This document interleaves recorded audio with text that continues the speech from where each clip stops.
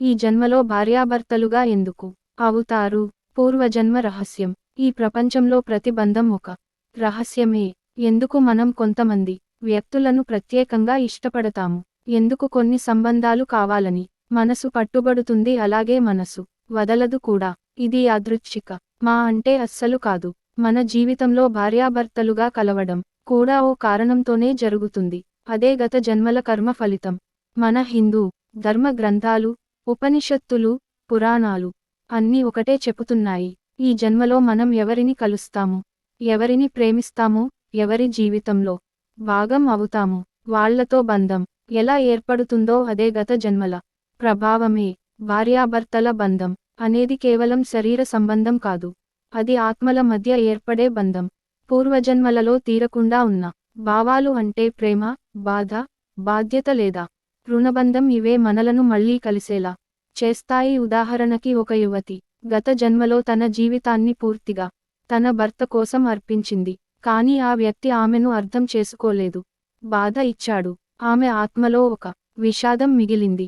ప్రేమ ఇవ్వడం తెలిసిన ఆమెకు ప్రేమ పొందలేకపోయిన బాధ మనసులో ఉండిపోయింది. ఆ బాధకి శాంతి ఇవ్వాలన్న అవసరమే ఈ జన్మలో ఆమెను మళ్లీ అతని భార్యగా మార్చింది. ఈసారి అతను ఆమెను అర్థం చేసుకోవాలి, గౌరవించాలి, ప్రేమించాలి. అది అతని కర్మ. అదే విధంగా గత జన్మలో కలిసే ఉన్న ఒకటి కాని ప్రాణ స్నేహితులు ఈ జన్మలో భార్యాభర్తలుగా పుడతారు. ఎందుకంటే ఈసారి బంధాన్ని పూర్తిగా ఆస్వాదించేందుకు, పూర్వజన్మ అసంపూర్ణతను తీర్చేందుకు. ఇలా ప్రేమ, బాధబంధం ఇవన్నీ తిరిగి మళ్లీ కలుస్తాయి. కలిసి తీర్చాల్సిన బంధాలే మన జీవితాల్లో అల్లుకుంటుంటాయి. అదే భాగవత పురాణంలో కూడా చెప్పబడింది. గంధర్వులు, దేవతలు, మనుషులు జన్మలు మారుతూ తమ కర్మ ఫలితాలను అనుభవిస్తున్నారని స్పష్టంగా చెప్పబడింది. రామాయణంలో సీతారాముల బంధం కూడా పూర్వజన్మ అనుబంధంగా చెప్పబడింది. ఇలా భార్యాభర్తలుగా కలవడం అనేది దైవ నిర్ణయం. మన ఆత్మలు ఒక్కసారి కాదు ఎన్నోసార్లు పుట్టి మరణించాయి.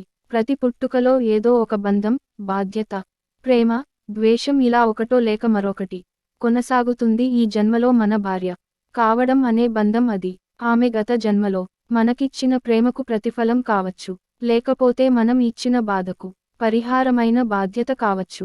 మన జీవితంలో ఇప్పుడు మనం చూపించే ప్రేమ, క్షమ, గౌరవం లాంటి మంచి భావాలే మన తదుపరి జన్మల దారివంతనను నిర్మిస్తాయి. ఇవే మన పునర్జన్మ ఎలా ఉండబోతుందో నిర్ణయించే మూలమైన పనులు. అంటే ప్రస్తుతం మనం ఎలా ప్రవర్తిస్తున్నాము, ప్రేమతో, క్షేమతో, గౌరవంతో, అదే మన భవిష్యత్తు జన్మకు బాట వేస్తుంది.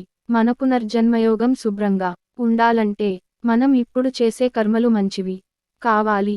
ఒక సాధారణ ప్రేమ జంట కథను ఊహించండి. వాళ్ళు కలుసుకున్నారు, ప్రేమించుకున్నారు, ఒకరి కోసం మరొకరు త్యాగాలు చేసుకున్నారు, జీవితాన్ని పంచుకున్నారు. ఇది కేవలం ఈ జన్మ ప్రేమ కాదు, ఇది గత జన్మ ప్రేమకు ఇప్పుడు దొరికిన అవకాశం. ఈ జన్మలో కలవడం అనేది దైవ సంకల్పం. దైవమే లెక్కలు వేసి మనలను కలుపుతాడు. మనం ఊహించనిదే అనుభవింపచేస్తాడు. కొంతమందిని చూసినప్పుడు మనకు తెలియని కారణాలతో వారు మనకు దగ్గరవుతున్నారు అన్న భావన కలుగుతుంది. మనం ఎందుకు వారి వైపు ఆకర్షితులు అవుతున్నామో మనకు స్పష్టంగా తెలియదు, కానీ మనసు మాత్రం వారి వైపు లాగుతూ ఉంటుంది. ఎంత కొద్దిగా మాట్లాడినా ఆ బంధం గొప్పదిగా అనిపిస్తుంది. ఇది మానసిక మాయ కాదు, ఇది ఆత్మల గుర్తింపు. అంతేకాదు, భార్యాభర్తల బంధం కొన్నిసార్లు ఒక విషయంలా అనిపిస్తుంది. ప్రేమ కంటే బాధ ఎక్కువగా అనిపించవచ్చు. అయినా కానీ వాళ్ళు విడిపోరు. ఎందుకంటే అది ఒక్క జన్మ కథ కాదు, అది కొన్ని జన్మల కథ. బాధ తీరకపోతే మళ్ళీ కలుస్తారు. కాబట్టి మనం అర్థం చేసుకోవాల్సింది ఒక్కటే, భార్యాభర్తల బంధం అనేది దేవుడు రచించిన ఒక మహానాటకం. అందులో మనం పాత్రధారులం, కానీ రచయిత మనం కాదు.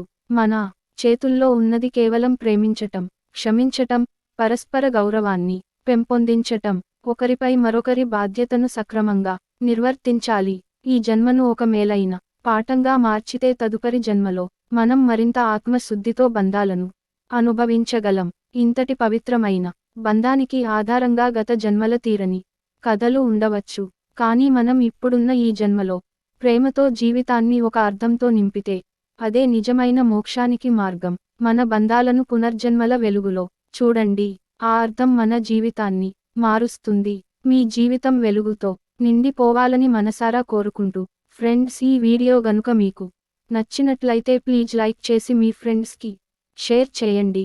అలాగే మా కొత్త వీడియోస్ మీకు వెంటనే చేరాలంటే మన ఛానల్ని సబ్స్క్రైబ్ చేసుకొని పక్కనే ఉన్నటువంటి బెల్ ఐకాన్ని ప్రెస్ చేయండి. ధన్యవాదములు.